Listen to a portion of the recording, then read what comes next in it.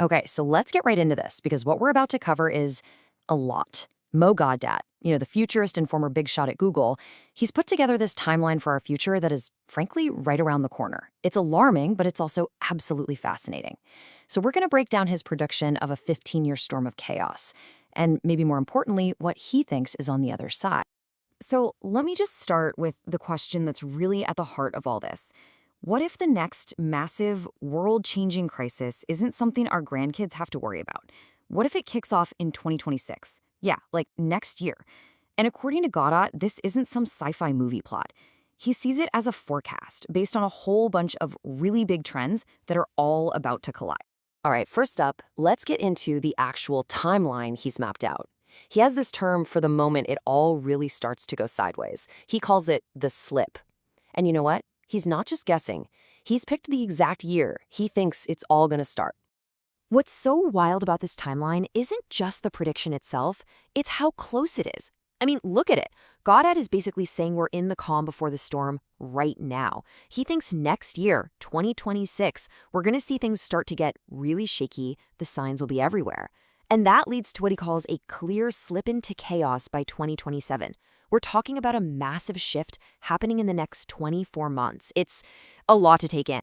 And listen, he's not being vague about it at all. He's calculated a very specific window, 12 to 15 years of human-driven chaos. And the starting gun? He says it fires in 2027. To really put that into perspective, this isn't some abstract future we're talking about. This is our immediate tomorrow. So what's going to cause this slip into chaos? Well, this is where Gaudat's whole argument takes a really interesting turn away from the usual AI doomsday story. He says the problem isn't the technology. No, the problem is us. And that right there, that's the whole ballgame. He's arguing that AI isn't going to wake up one day and decide to become Skynet. No way. Instead, it's going to be a tool that just pours gasoline on the fires we've already started. Our ego, our greed, our inability to think long-term. The real danger, he says, is our own human stupidity. And this is what he calls the perfect storm. You've got all these massive, overlapping crises hitting at once.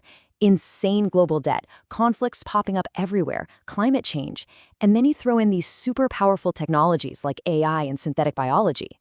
But the real kicker, the one that lights the fuse, it's what he calls the end of truth, a world where deepfakes and misinformation make it impossible for us to even agree on what's real anymore.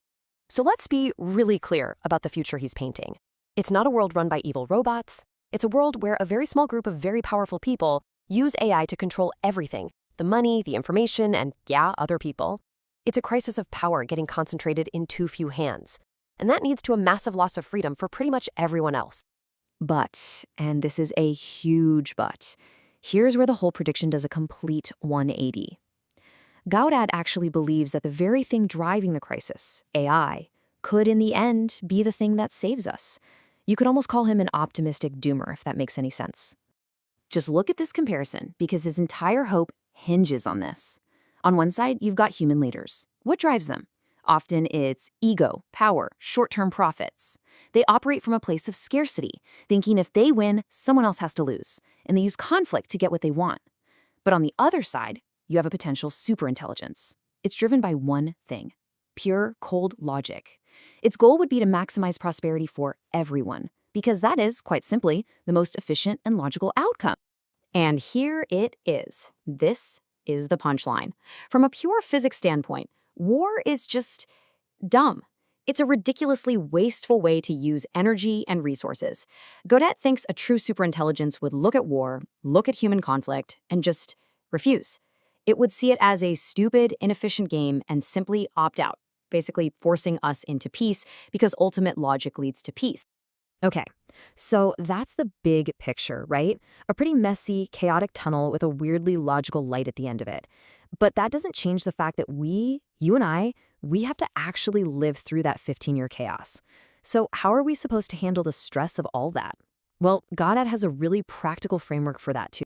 He calls it TON. It stands for trauma, obsessions, nuisances, and noise. You can think of it like a personal stress audit. It's a tool to help you figure out where all that anxiety and pressure is really coming from, so you can start to build up your own resilience. So let's break it down really quick. T is for trauma, the big external shocks like losing a job. O is for obsessions, those negative stories we tell ourselves over and over again in our heads. The first N is for nuisances, all the little daily things that just grind you down. And the last N is for noise, that constant, low-level hum of anxiety that comes from just living in a crazy, unstable world. Once you identify them, you can start to manage them. All right, finally, let's talk about the endgame. After this chaotic period is over, Gawdat sees humanity heading down two completely different roads. He calls it the Great Societal Split. And you can see the two paths right here. Path one is a kind of retreat. It's about leaning back into what makes us human, community, real connection, our own well-being. Think smaller groups, simpler living. Path two is the total opposite. It's full-on acceleration into technology, merging with AI, getting brain chips, prioritizing productivity and progress above literally everything else. And that leads us to the final, really profound question that Gawdat leaves us with.